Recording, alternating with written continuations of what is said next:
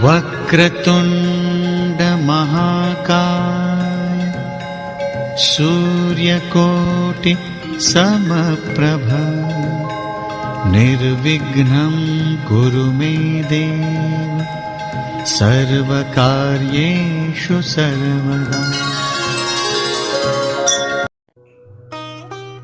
भाइयों, बिना नारी के ये संसार अधूरा है। नारी को कम मत समझिए। एक नारी जो है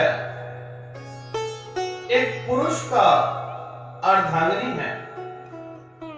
अर्धांगिनी इस प्रकार से, चाहे महादेव ले लीजिए या लक्ष्मी नारायण, नारी प्रथम स्वरूप। नारी के बिना इस संसार की रचना क्या संरचना भी मुश्किल है। अब ये तो आप जानते ही होंगे कि नारी शक्ति अर्धनागेश्वर महादेव जी के शरीर से उत्पन्न हुई और उनके शरीर से गणेश जी उत्पन्न हुए और गणेश जी की पुत्री माता संतोषी से 9 देवियां प्रकट हुई और 9 देवियों के बीच में ही 9 देवियों के बीच में ही सरस्वती देवी प्रकट हुई और सरस्वती देवी ब्रह्मा जी को मिली। समुद्र मंथन से लक्ष्मी जी निकली। जो लक्ष्मी जी निकली वो नारायण जी को प्रिय थी। तो कहने का अर्थ ये है, नारी के बगैर इस सृष्टि की रचना बहुत मुश्किल है और बहुत सोच समझ के महादेव जी ने इस सृष्टि की रचना की। जब उन्हें लगा कि सृष्टि में नारी के बगैर कुछ नहीं है, तो उन्हें अपने शरीर के तेज से प्रथम जो स्त्री उत्पन्न की वो माता थी। माता पार्वती की उत्पत्ति हुई और आज के युग में भी हर एक कामयाब पुरुष के पीछे एक नारी का हाथ होता है। यहां तक कि मुझे कामयाब होने के लिए भी एक नारी का ही हाथ है। और नारी को कम मत समझिए। नारी की जो शक्ति है अर्धनागेश्वर। नारी अगर चाहे एक झोपड़ी को भी महल बना सकती है और अगर बिगाड़ना चाहे तो एक महल को भी खाक बना सकती है। और नारी की शक्ति जो है इस संसार में सर्वप्रथम नर जो है बिना नारी के अधूरा है। हर एक इंसान में आधा नर और आधा नारी वास करते ही करते हैं। फलस्वरूप आपने देखा होगा जिसने सृष्टि की रचना की अर्धनागेश्वर महादेव जी, आधा शरीर नर का और आधा नारी का भी है।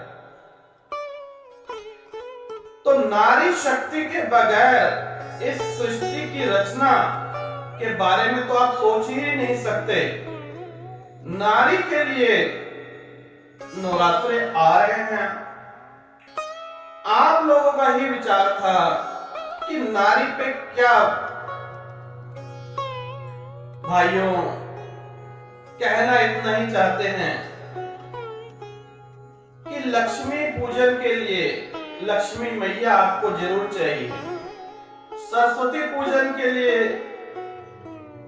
आपको मां सरस्वती चाहिए। लेकिन 9 दुर्गा आ रहे हैं, कन्या भी चाहिए। लेकिन अगर कन्या का भ्रूण हत्या हम लोग करते रहेंगे तो ये संसार की संरचना आगे कैसे बढ़ेगी?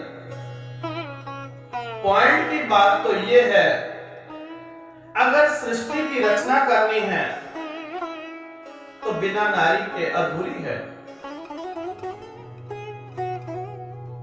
मालूम है कुछ राक्षस इस युग में भी जिंदा हैं जो छोटी बच्चियों के साथ गलत कार्य करते हैं, लेकिन कुछ राक्षसों की वजह से हम लोग अपनी सृष्टि का विनाश तो नहीं कर सकते। कल को हम लोग बहू कहां से लाएंगे? अगर नारी नहीं होगी तो हम बहू कहां से लाएंगे? सोचने वाली बात है। सबको पुत्र चाहिए। अगर पुत्री ही नहीं होगी तो इस संसार की रचना को आगे कैसे बढ़ा सकते हैं? नौ दुर्गा चाहिए आपको, किस लिए? पूजन के लिए, ना कि आपके घर में आंगन में एक कन्या रहे।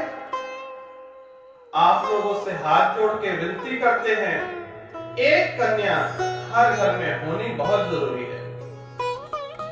भाइयों, संतुलन अनुपात ये कहता है, अगर 1000 कन्या है तो 1000 पुरुष होने चाहिए, लेकिन हमारा अनुपात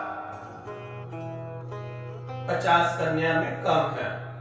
अगर 1000 पुरुष है तो 950 कन्या।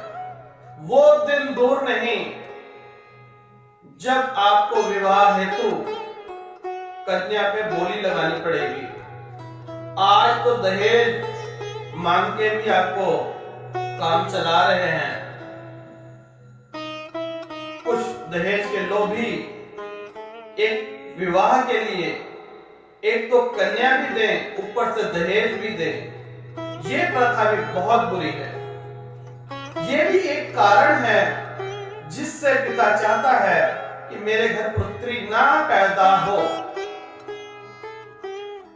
भाइयों, दहेज लेना अपराध है। जिसने अपने जिगर के टुकड़े को ही आपको दे दिया, उससे बड़ा दहेज क्या है?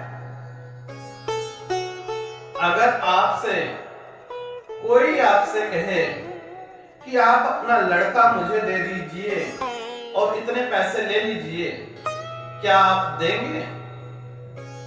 नहीं ना।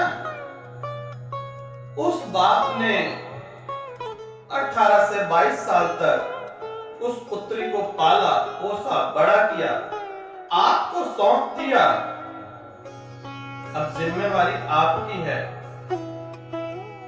दहेज के लोभियों, दहेज लेना बंद करें और जो दानव हैं उस स्त्री सम्मान करें। अगर सृष्टि की रचना रुकती है तो उसके जिम्मेवार भी आप ही लोग हो। स्त्री सम्मान कीजिए, दहेज से दूर रहिए। हर एक स्त्री में देवी विराजमान है,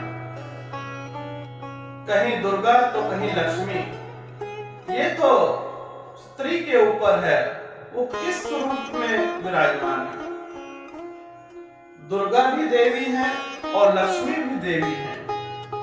तो नारी सम्मान कीजिए, तभी सृष्टि की रचना हो सकती है।